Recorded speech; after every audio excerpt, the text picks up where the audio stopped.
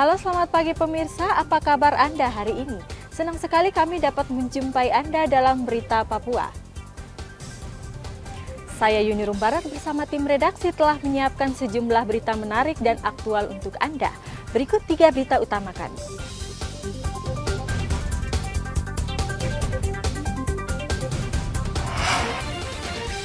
Mabuk dan membacok warga, seorang pemuda di Mimika diringkus polisi. Puluhan warga Merauke berunjuk rasa menuntut Pemprov bijak dalam penempatan ASN. Komisi Pemilihan Umum Daerah Mimika ingatkan paslon tidak memindahkan lokasi kampanye yang sudah ditetapkan KPU.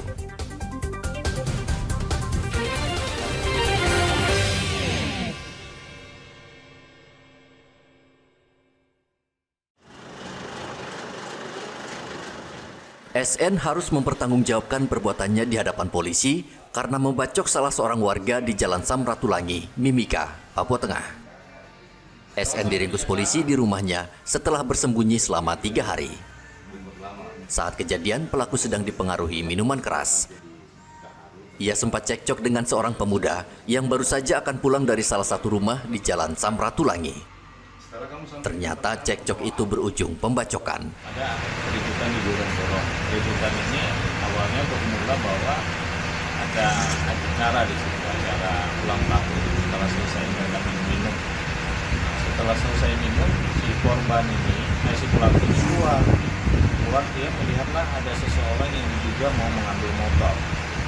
Nah, setelah dia mau melihat itu, dia tempat ada cekcok. Nah, pada saat cekcok mulut itu, lalu si tersangka ini yang inisial si S, dia balik. Tidak lama kemudian korban ini yang pada saat itu berboncengan dia hendak mau pulang, dia keluar. Saat keluar itulah karena mungkin si tersangka ini dia belum merasa puas dengan ada yang cekcok, dia langsung membacok korban di bagian belakang 3 kali yang mengenai pertama. Korban yang luka masih dirawat di Rumah Sakit Umum Daerah Mimika, sementara pelaku ditahan di Mapolsek Mimika Baru dan akan terancam hukuman penjara 7 tahun. Igobat Momolin melaporkan dari Mimika, Papua Tengah.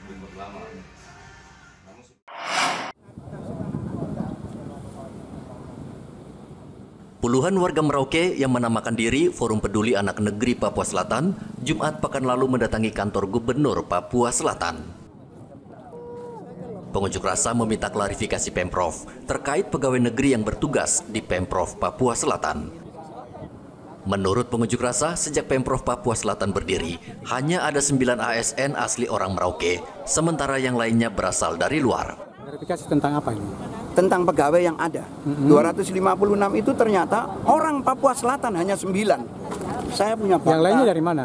Yang lain itu dari daerah lain. Maaf, saya tidak menyebutkan. Ada dari Biak, Serui, Patpat, ada dari Kerom. Itu pegawai negeri? Pegawai negeri, menyangkut ASN-nya. Maka kekhawatiran kita adalah ketika nanti merekrut pegawai yang formasi 1000 itu, terbalik 20% anak Papua Selatan, 80% Nusantara. Sesuai dengan janji-janjinya itu, 80% harus orang Papua Selatan. 20%? 20% Nusantara. Jadi 80% terdiri 4 kabupaten tadi. Begitu. Jadi pegawai dari Pemprov sekarang itu 256 orang itu hanya sebagian kecil ya orang Papua Selatan ya? 9 orang. 9 orang saja. Data ada di sini. Oh, sisanya saya dari akan serahkan. Sisanya dari berbagai daerah ya? Iya. Pengunjuk rasa juga mendesak penjabat Gubernur Papua Selatan mengawasi penerimaan 1000 ASN yang tengah berjalan saat ini, di mana penerimaan itu harus sesuai dengan kebijakan pemerintah, yaitu 80% khusus untuk warga Papua Selatan dan 20% untuk warga pendatang. Pengunjuk rasa diterima Sekda Pemprov Papua Selatan yang berjanji akan meneruskan aspirasi mereka ke penjabat Gubernur Papua Selatan. Muhammad Ridwan melaporkan dari Merauke, Papua Selatan. Banyaknya kasus kekerasan dan pelecehan seksual yang terjadi di sejumlah pesantren di Indonesia akhir-akhir ini mendorong Kementerian Agama Merauke memperketat pengawasan terhadap seluruh pesantren di Merauke. Menurut Kepala Kantor Kementerian Agama Merauke, Gabriel Retobian, Hingga saat ini belum ada kasus kekerasan atau pelecehan yang terjadi di pesantren di Merauke. Kendati demikian, Kemenak tetap akan terus mengawasi dengan melakukan inspeksi mendadak, khususnya pesantren yang belum memiliki izin. Kementerian Agama pada prinsipnya itu sekolah-sekolah maupun pondok pesantren yang izin operasional dari Kementerian Agama itu kami selalu bertandang terus untuk membina dan mendampingi. Itu izin operasionalnya. Kalau kita dengar berita-berita luar, saya tidak tahu apakah itu pondok-pondok pesantren yang sudah terkonfirmasi oleh Kementerian Agama atau tidak, itu kami belum tahu. Tapi khusus untuk wilayah Merauke itu betul-betul kita pantau, kita bina, dan kami percaya kepada pondok-pondok pesantren yang ada di wilayah kami. Pondok-pondok pesantren yang ada ini adalah izin operasional dari Kementerian Agama, dan saya percaya bahwa pembinaan Kementerian Agama kepada pondok pesantren ini berjalan secara kontinu. Karena itu kita tidak mau melihat contoh-contoh di luar sebagai sesuatu yang membuat kita menjudge, itu kita tidak mau. Tapi pondok-pondok pesantren yang sudah ada dalam binaan Kementerian Agama, kami percaya itu pasti mengikuti jalur yang dibina oleh Kementerian Agama melakukan monitoring atau pantauan seperti apa ini Pak di pesantren-pesantren ini? Kita ada program dari Seksi Pendidikan Islam, ada dari Bimas Islam, selalu ada program rutin kita turun mendampingi mereka, baik dari sisi pelaksanaan pembelajarannya, tapi juga pembinaan akhlak mulianya. Menurut catatan Kementerian Agama, saat ini ada 28 pesantren yang tersebar di sejumlah distrik di Merauke, Papua Selatan. Muhammad Ridwan melaporkan dari Merauke, Papua Selatan.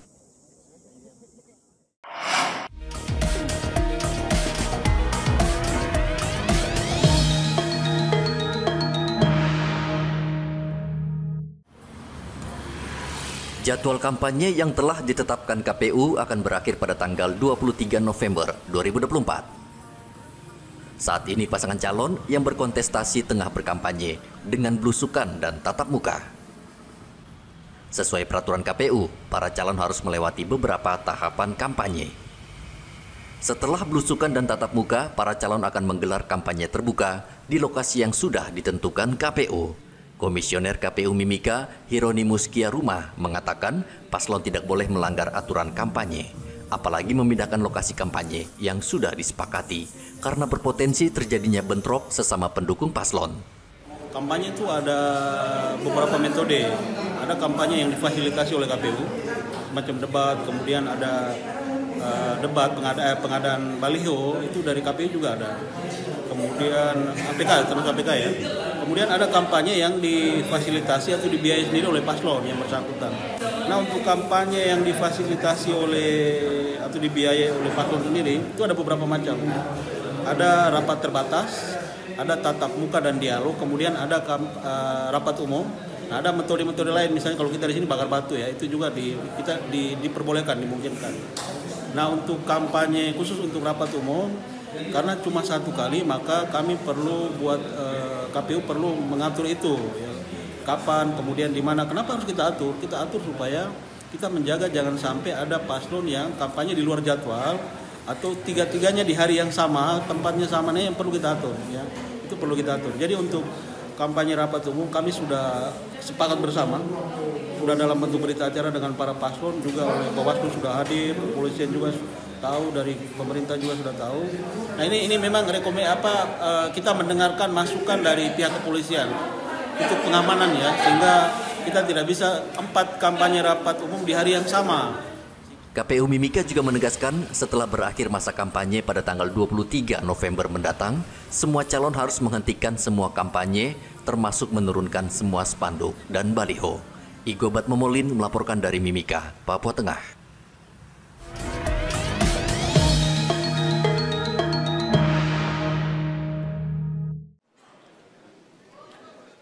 Debat pertama paslon gubernur dan wakil gubernur Papua Selatan berlangsung di salah satu hotel di Merauke, Sabtu pekan lalu.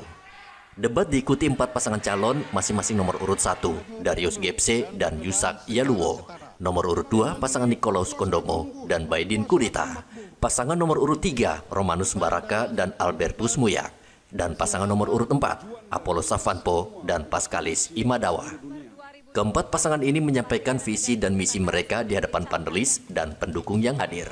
Tema debat pertama paslon gubernur, yaitu pendidikan dan kesehatan.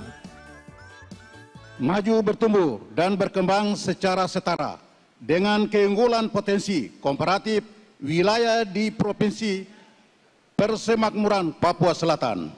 Misi kami yang di Embang, mewujudkan daerah otonom Papua Selatan sebagai kawasan persemakmuran dari 4 stakeholder, Kabupaten Merauke, Bovendigul, Mapi, dan Asmat, dan Papua lain serta paguyuban Nusantara. Dengan pokok visi Papua Selatan mandiri, Papua Selatan unggul, Papua Selatan makmur, Papua Selatan berkeadilan.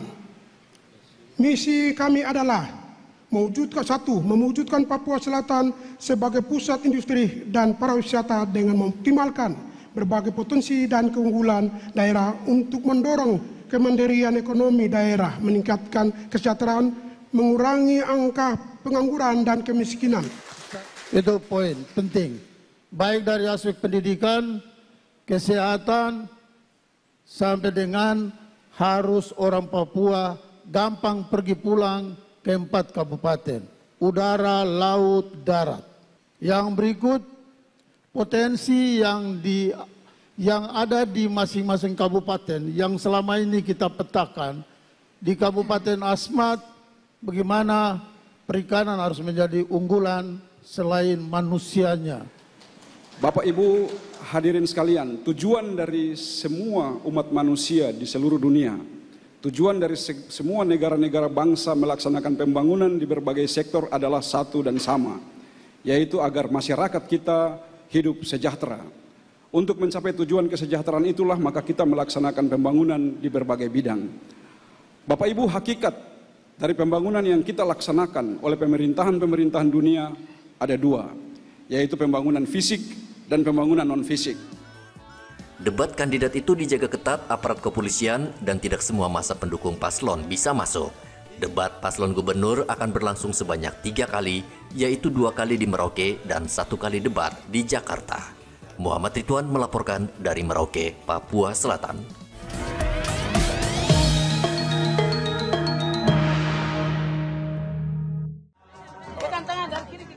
Pasangan Ben Hur Tomimano dan Yermias Bisai saat debat kandidat pertama yang digelar di salah satu hotel pekan lalu akan fokus pada peningkatan ekonomi sesuai amanat Undang-Undang Otsus.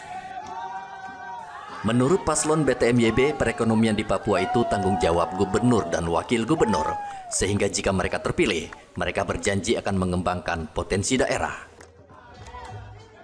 Potensi daerah yang akan dikembangkan seperti di Kabupaten Biak, di mana ada potensi perikanan.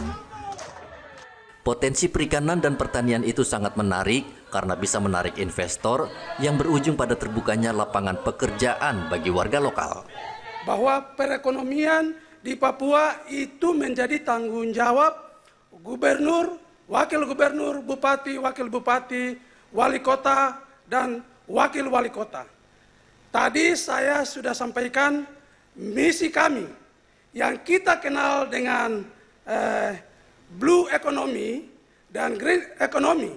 Itu maksudnya potensi daerah di wilayah Saireri. Contoh, kita punya ikan tuna di Biak. Harus kita bangun pabrik yang berskala besar sehingga itu bisa menarik investor. Paslon BTMYB juga akan memprioritaskan orang asli Papua dalam seluruh pembangunan di Papua, sehingga orang asli Papua tidak menjadi penonton di negerinya sendiri. Paslon BTMYB juga akan meningkatkan infrastruktur dasar dalam peningkatan ekonomi seperti perluasan bandara dan pelabuhan. Tim Liputan melaporkan dari Kota Jayapura, Papua.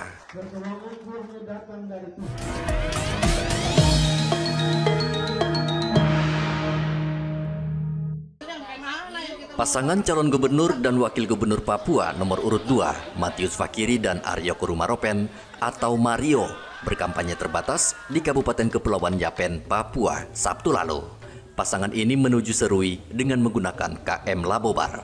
Mereka juga memberikan 100 tiket gratis kepada warga dengan tujuan Jayapura, Serui. Saat tiba di Serui, pasangan Mario melakukan prosesi adat untuk meminta restu Dewan Adat dan 7 kepala suku yang mendiami Kepulauan Yapen.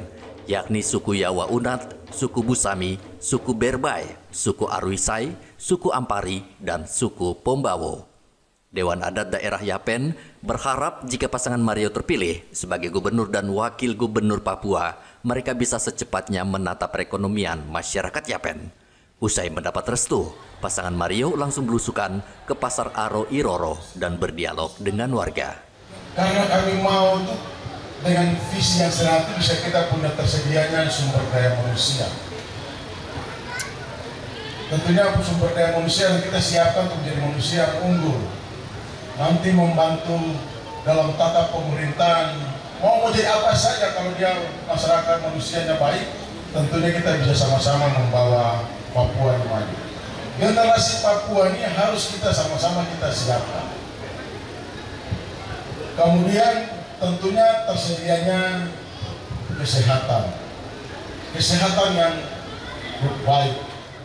Pasangan Mario juga berjanji akan membenahi pelabuhan dan bandara di wilayah Saireri sehingga ekonomi masyarakat bisa tumbuh karena infrastruktur tersedia dengan baik. Tim Liputan melaporkan dari Kepulauan Yapen, Papua.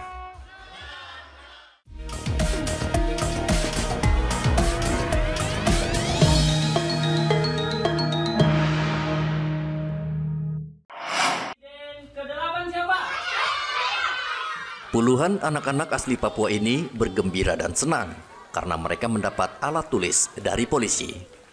Kelompok belajar anak Papua hebat di Jalan Macan Tutul, Dok 5, Kota Jayapura, Sabtu lalu menerima bantuan alat tulis dan buku dari Satgas Damai Kartens.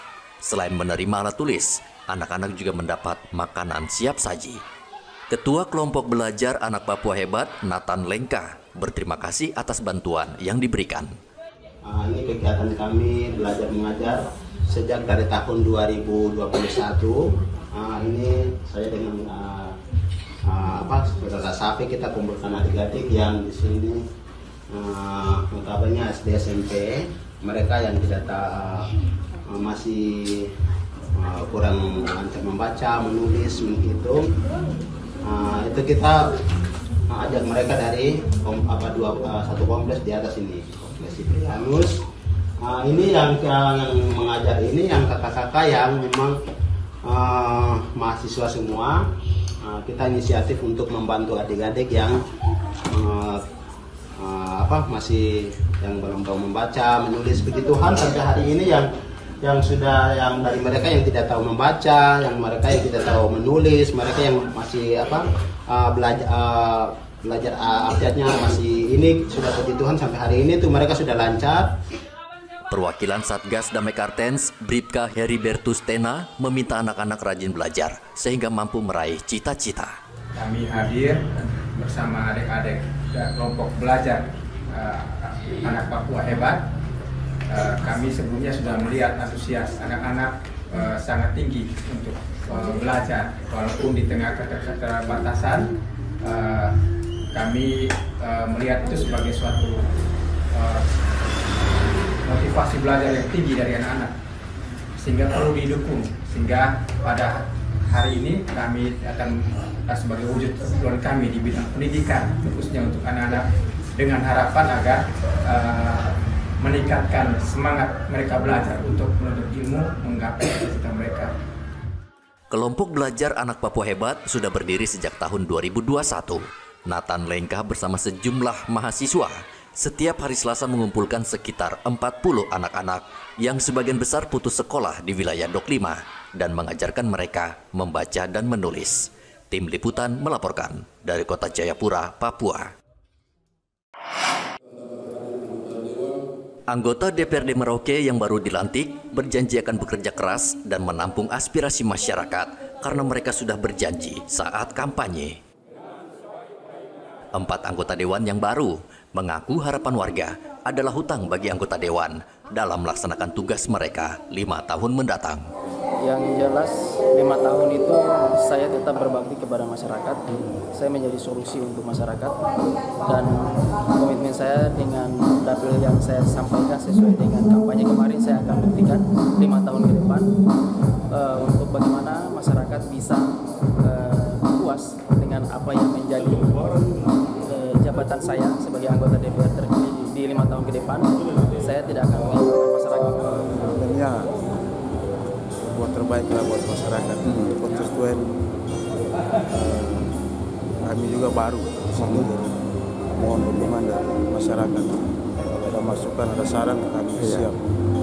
Terima kasih. Melihat berapa bidang ini seperti kesehatan, pendidikan, dan lain-lainnya, kira-kira apa yang harus segera dibenahi oleh pemerintah ini Pak dari segi anggota Dewan melihat kecamatannya ini Pak? Kalau untuk kesehatan dan pendidikan ya mungkin sudah banyak yang dilakukan, tapi setiap pelayanan pasti ada kekurangan. Semoga nanti ke depannya kami bisa berkolaborasi dengan pemerintah untuk membenahi. Ya, tetap komitmennya tetap yang pertama itu judul besarnya itu melayani rakyat yang ada di Kabupaten Merauke. Karena saya kebetulan sudah masuk periode ketiga, jadi yang komitmen saya tetap bagaimana saya bisa menyambung aspirasi dari semua warga masyarakat yang saya wakili. Kita tentunya akan melihat dulu situasi, laporan-laporan dari masyarakat. Minimal kita ini anggota Dewan yang baru bisa benar-benar mengawal aspirasi dari masyarakat itu sendiri. Dari beberapa bidang, umpamanya kesehatan, pendidikan, kira-kira apa yang segera harus dibenahi ini Pak Dewan? Untuk hal ini perlu tentunya kita bicarakan bersama, nanti setelah pelantikan mana hal-hal yang paling urgen dalam hal ini. Mungkin bisa saja pendidikan dan kesehatan dan lain-lain. Tentunya nanti akan dibahas ke dalam.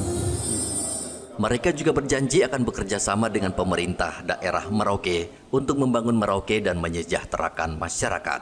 30 anggota DPRD Merauke dilantik pekan lalu. Tugas utama mereka adalah mengawasi pembangunan, menyusun aturan, dan menganggarkan dana pembangunan. Muhammad Ridwan melaporkan dari Merauke, Papua Selatan. Informasi tadi sekaligus menutup jumpa kita dalam Berita Papua hari ini. Saya Yunrum Barar bersama tim redaksi mengucapkan terima kasih atas perhatian Anda. Selamat pagi dan sampai jumpa. Wanyambe.